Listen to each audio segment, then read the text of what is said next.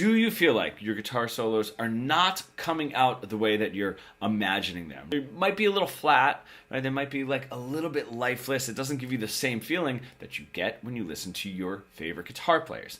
Well, I want to go over why that is. This is what I've learned from my over 2 decades of teaching, and this is going to be incredibly helpful. And of course, I'm not going to make you sit and watch me babble for that long without giving you some tactical advice to put under your fingers to make your guitar solos better right away. If you do not know, my name is Ryan Gaughan. I've been helping guitar players for over 2 decades now, really bridge the gap between their creative ideas and what they're able to play, becoming fully fretboard fluent. If you would, please hit the subscribe and bell notification to get more videos on how to make your guitar playing better. All right, what is happening is we're listening to our favorite guitar soloists and we're getting a feeling from their guitar solos. They are saying something to us. We don't necessarily care what scale they're using or what note it is that they're hitting. Of course, that is very important.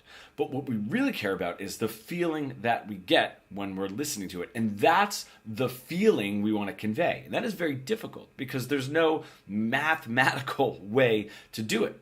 Some of the theory is very mathematical. Put your fingers here. This is the minor pentatonic.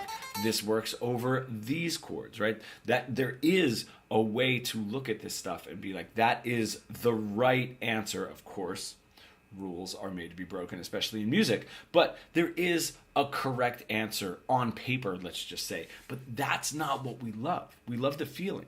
Now, when we're looking at guitar soloing, it's looking at this humongous blob, right? This sort of like amorphous thing. And we never get down to all of the little details of what makes that blob so awesome, so interesting. So when we take to the internet to try to figure out this giant blob, we don't know what we don't know. So we end up just wasting a ton of time getting some tips. We don't even know if the guitar teacher can play or understand that feeling the way that we want to convey it. And we're just sort of getting a little bit of information and a little bit of math. And quite honestly, sometimes it makes the journey a little bit more confusing, right? We're not compartmentalizing these things that make up the big structure. We're just looking at it, again, like a blob. It's like a journey of 100 miles starts with the first step. And we're trying to do 100 miles all at the same time, you know? So this is the way that I like to look at it. It's as though I were going to go to another country and I get dropped in the middle of a conversation between two people and they're talking and I'm trying to understand, let's say like a 10-minute conversation, you know, and I'm like, okay, wait, what is that? I can't even tell the beginning and the end of words, let alone phrases. Did they pause because they asked a question? Did they want a response? Did they pause because they're emphasizing what they just said? Why are they laughing now? Why is the conversation slowing down and their voice is dropping? Why is it speeding up and they're getting a little bit more excited? Why did the end of that sentence, you know, the accented word sort of raised up? Why did it go down? There's so many things. And I'm looking at that, trying to understand all of that at the same time. The only benefit to that is we have deciphered a language before, right? We had to communicate our native language. With music, we don't even have that, right? This is a completely new concept of how to make people feel a certain way, right? So that's why this gets so confusing. Now, if I have somebody that speaks that language, that can show me all of those little details, not only will I learn that so much faster. I mean, so much faster, you know, what words to use, why they're using this phrase, and so on and so forth. Trying to get through that conversation and figure it out might be impossible. And that is the way that I'm looking at this whole big blob, you know. When people come to work with us, this is what they're trying to tackle. And they're not able to do it, whether it's with, you know, just like your run-of-the-mill guitar teacher, you know, down the street, or trying to do it themselves. My fear, you know, when I've had students, one in particular, one of my favorite students, more recently was Marty, waited 15 years before he came to us. And then a few others, it was around 5 to 10 years, you know, of trying to get through this. And they learn what they need to within 4 to 6 months. You know, and that's because there's somebody here showing them the direct line. When you're over here, you again don't know what you don't know. You don't even know what to search. You're searching vague topics into YouTube, and I'm not gonna lie, it makes it a little bit more confusing. The thing about a lot of programs too, not to knock programs or whatever, it's just this is the easiest way to do it, is they're teaching you the math part, right? The right answer part. And the more that you learn it when you go through pentatonics, the positions of the pentatonic, then you start getting into modes, and you start getting into chord changes and chord extensions and how to play outside of the key to elicit a certain feeling. You are going through all of this information, and then you wind up at the end saying, but I just sound as boring, just more.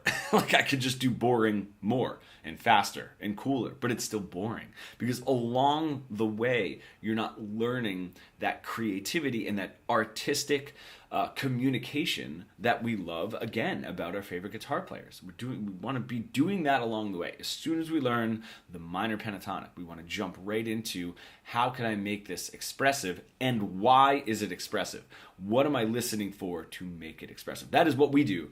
The whole time, so you're not just learning this sort of like math information part, and we really are learning it like a language. So what is that connection, that linguistic connection that we're really looking for? It's the time that you have the creative idea, what you want to say, and the time that you're able to say it right through the guitar just shortens and shortens and shortens until it happens just like a conversation, right? I don't need to know exactly what I'm going to say next. When I go introduce myself to somebody, it just comes out naturally because I know the language inside and out. It is not possible to say something or play something with feel without knowing what it is that you're saying, which is why, whatever, it's A minor, I'm just going to play the A minor pentatonic. Yes, but do you know what you're saying? And you need to make that connection. Then you can start doing all these really cool things to say what you know the way that you want to. That is playing with feel, right? That's sort of like the elusive feel. So I'm not going to make you sit through all of that and not show you some really cool stuff. Let's just do the minor pentatonic. You can take these concepts on into major, Dorian, whatever mode it is that you're using. I'm going to use the minor pentatonic because that's the best scale to start with. So if you're super unfamiliar with some of these concepts, or at least just this linguistic concept, right? We could start in with something that's really easy. And again, this concept does work with whatever mode it is that you're doing. But if I have my minor pentatonic, right? It's the best way to start emotionally attaching to what these notes really mean. Now, I go over this a lot. If you've seen my free training, whatever, that you're going to know some of these concepts, of course. But I have my scale, spelling. 1, flat 3, 4, 5, flat 7. 1, flat 3. 4, 5, flat 7, 1, flat 3 up here. Cool. My ones are going to sit me down here. I'm going to feel really good. So if I have, and I play a lick, it's my 1. I'm down here. I feel really safe. Awesome.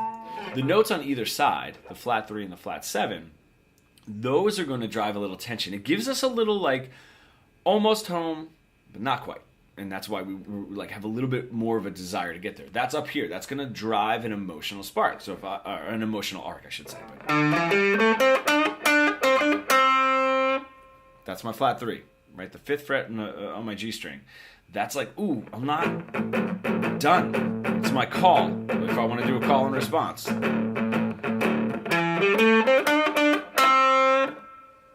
What do you want? Down here, right? So if you start playing licks that end on a flat 3 or a flat 7, the notes on either side of that root note, right? Just type in pentatonic spelling if you need help with it, really understanding this stuff. But you're going to drive the tension up by landing on a flat 3 or flat 7, and then you're going to bring it down by landing on a root note. It's fantastic, right? What you want to do is do that over and over. The best way is to play a lick, right? If I do here, 5/8 on the B, 5/8 on the E, that's my flat 3, that's my tension note. Okay, so I can play that. Play the exact same lick. your root note or your one at the end of it. So all you're doing really easily is playing a lick that ends on a flat 3 or a flat 7, playing the same exact lick that ends on a root note. It also trains your ear to be playing the exact same thing. Sounds boring, right? It's not. You're training the memorization part of your brain that is really, really important, because even if you start changing the licks that you're playing, you want to remember what you just said so that you can carry the conversation on. This is the best way to do it. You're killing two stones with one bird, right, so to speak. We're learning to emotionally attach flat 7, tension, to release. Hear it. Attach yourself to it. I know that sounds like woo-woo and silly, but understand that you're not just playing random notes. You're playing these on purpose.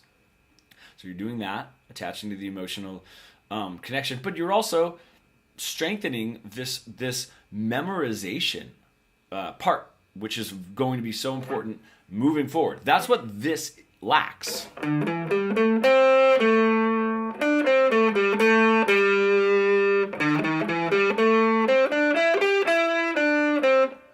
I don't remember what I was playing or saying, because I'm not saying anything important here. I'm not saying anything important here. I'm not saying, it's just random, right? But if I can at least go, can I remember it? All right, I can strengthen that. Now, if I move my solos forward,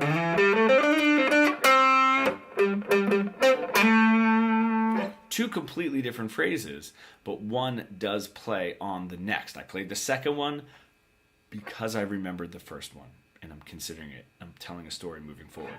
That is the first thing to do. Just take 2 strings at a time. Know what those notes are. 5, flat 7, root note, flat 3. Say, all right, play a lick. Doesn't matter what it is.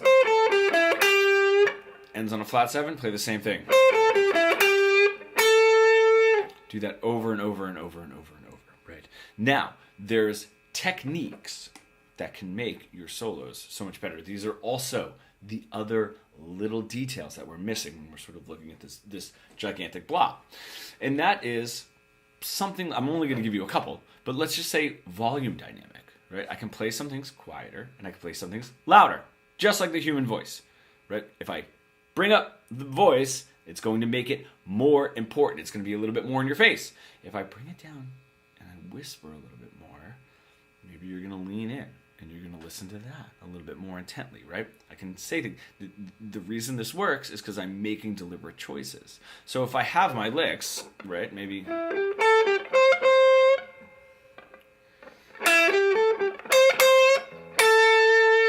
just play a couple of the notes louder, a couple of the notes softer. Try it. Now, if you are emotionally connected to the phrases, the 2 phrases that you played, try to start connecting to the louder dynamic and the softer dynamic, right? Whatever lick it is. I mean, I think the best way to start doing this is take a phrase, like I just played, that you really like, right? Cool. And just use that. Don't start going off to other phrases yet. You know, let's play that phrase. We're emotionally attached to it. We understand the call. We understand the response. Let's get into dynamic. Quiet, loud. How many notes do I want to play quiet? How many notes do I want to play loud? Do I want to play the entire phrase quiet and the entire phrase loud? Do I want to play both of them loud? You know? And now, because I don't need to focus so much on the phrase itself, I can just focus on that particular way to say it. It's a beautiful thing, you know? If we were going to, let's say, add a little bit of staccato here. This is another great idea, you know? If I'm speaking to you and I'm moving, right, music is supposed to mimic the human voice. Music is not mathematic. Right? People who excel more in anything language-based, you know, English, you know, literature, that kind of thing. I'm sorry, English, because that's my native language. They excel more in music because that's what music is. It mimics the human voice much more than... The only reason that we use numbers and it becomes a little bit mathematical is because we can't say, play the note that makes you feel a little bit sad, but then also a little bit angry if you play it louder, it would just be two. It would just say the flat 3, you know, and that's why it for some reason people have this idea that music is math based. You know, it's got a tiny little bit of math. That is not the point. So back to this. If I'm just speaking like this and I'm moving one word into the next, right? It's got a nice flow to it. And then for some reason, I stop right here. And I hit those words a little bit more staccato, right? Got, those syllables. It's going to draw some attention. Try it. Now. Okay.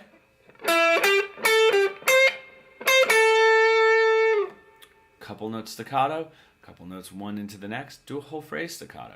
Again, what does it feel like? Do you like the feeling? Are we saying something? It's a great exercise. Then from there, that's going to be the last one that I'm going to give you.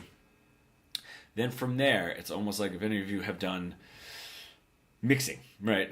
Old school mixing, where you sort of have like the faders to raise the volume and lower the volume, right? This is the way that I like to think of it. Take a phrase, same phrase, you have that you finally have been able to attach emotionally to.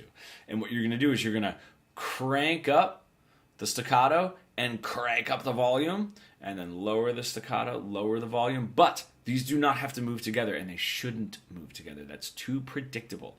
You can go in and out, right? So you're not just playing loud staccato, low volume, legato. That's not what we want to do. And when you can control both of these, they're moving independently of each other. You're making two separate artistic choices. Now you're saying, all right, I can control these two ways of saying something. What's a third way? What's a fourth way? What's a fifth way? And we're going to move further and further and further. I think the wonderful part is, if you're watching this and you are sort of stuck in, if this is helpful, let me put it that way. If this is a very helpful video, you're going to be able to move into playing better guitar solos immediately. Listen to your favorite guitar players and see when they're doing it and how they're doing it. The thing is, we've started here, right, on step 1 of, I don't know, 1,000. You know, so there's so much more to uncover, but at least you're starting to uncover and look at the two tiny pieces of this, or I guess 3, because we're talking about phrasing as well, of this gigantic blob, right? Just 3 little tiny things, and then, you know, you just start adding them up and adding them up. It's not arduous. It's certainly not boring. Right, and it's not pointless. This is what we love about our favorite guitar players. I cannot stress that enough. Finally, if you really want to speed through all of this, so you're not just on your own self-discovery or trying to rely on, you know, somebody that teaches in a very like, just pay me for 1 hour of my time and I'll show you a song, right? That is not going to be very helpful. And you're tired of sort of the endless searching on YouTube. I have 2 things. I do have a free training in the link below that you can check out. It's 3 steps to full fretboard fluency. We go into the phrasing part and the rhythmic part of this.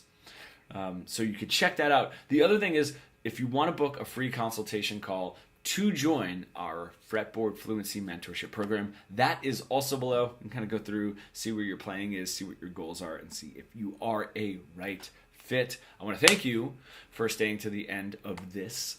If you would hit the subscribe and bell notification just one more time, that would be awesome. Thanks for staying till the end of the video, and I will see you in the next one.